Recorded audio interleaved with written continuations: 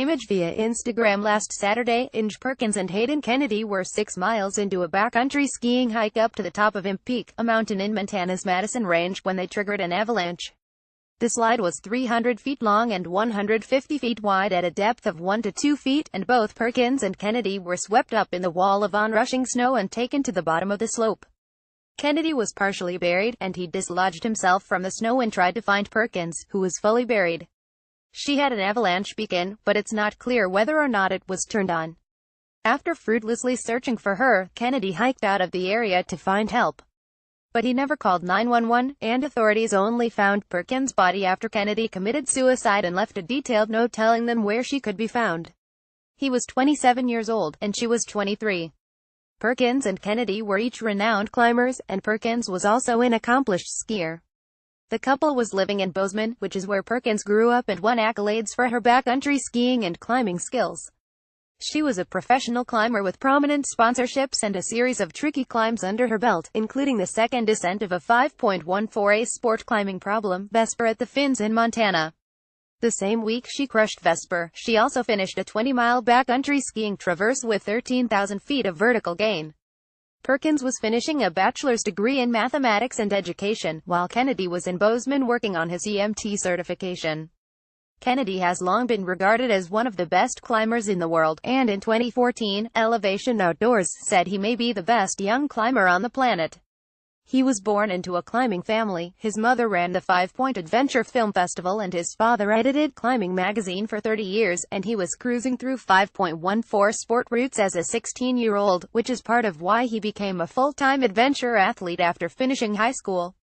Kennedy was notoriously media shy, and didn't document much of his accomplishments on any online platform, a rarity in the climbing world. When Outside tried to interview him in 2013, he told them, "My passion for climbing is my own experience and doesn't need to be blown out of proportion."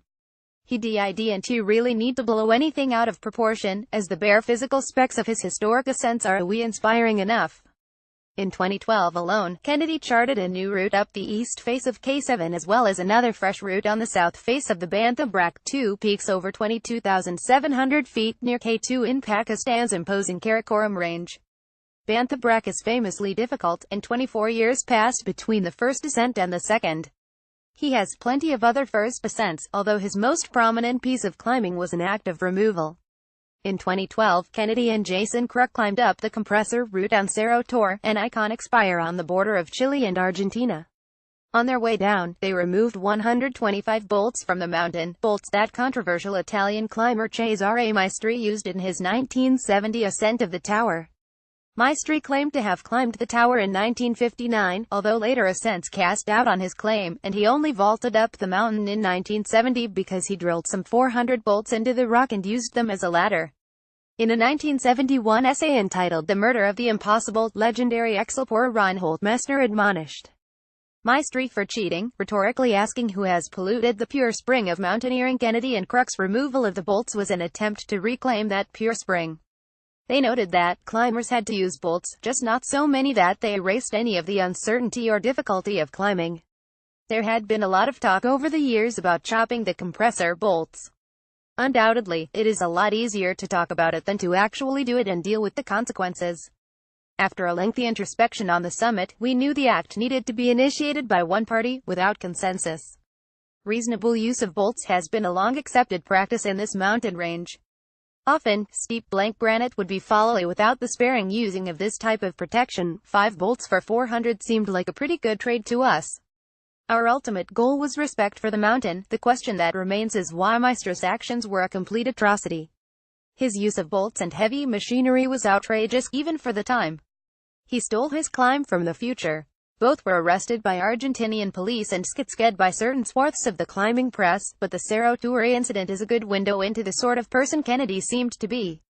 He had utter reverence for the power and beauty of the outdoors, and ultimate respect for the inherent danger of pushing into uncharted physical territory. A week before his death, Kennedy published a heartfelt essay on his trip to climb Logical Progression, a famed route in Mexico's Sierra Madre range, and the subsequent deaths of 2 of the climbers who went with him on the trip. It's a powerful story of adventure and climbing a large rock, but more than anything, it's about friendship and the fragility of a life spent on the edge. Both he and Perkins lived that life, right until the very end. Here's Kennedy, in his own words. Over the last few years, however, as I've watched too many friends go to the mountains only to never return, I've realized something painful. It's not just the memorable summits and crux moves that are fleeting. Friends and climbing partners are fleeting, too. This is the painful reality of our sport, and I'm unsure what to make of it. Climbing is either a beautiful gift or a curse. This is a story about the day we sent logical progression, a big wall route in Mexico. The route was amazing, but it wasn't all that hard. The experience was incredible because I was with three good friends: Chris Kalaus, Kyle Dempster, and Justin Griffin. There's no easy way to say this, but half that team is now dead. Justin died in Nepal in 2015. And Kyle, along with his partner, Scott Adamson, vanished while climbing on a remote peak in North Pakistan a year later. I think about Kyle and Justin all the time.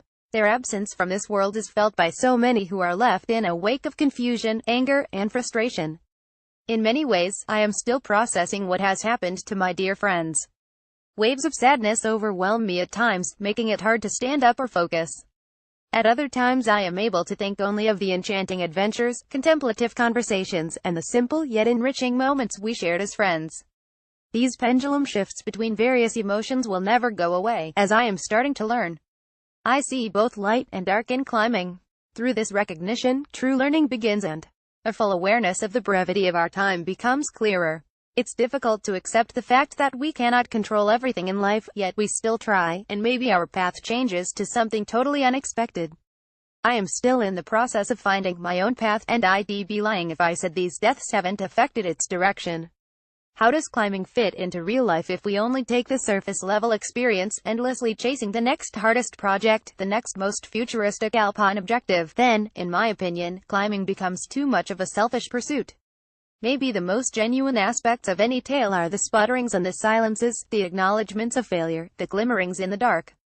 And maybe one genuine reason to try to share our stories about days we actually sent something, when we are alive and at the height of our powers, is to try to bring back what's past, lost, or gone.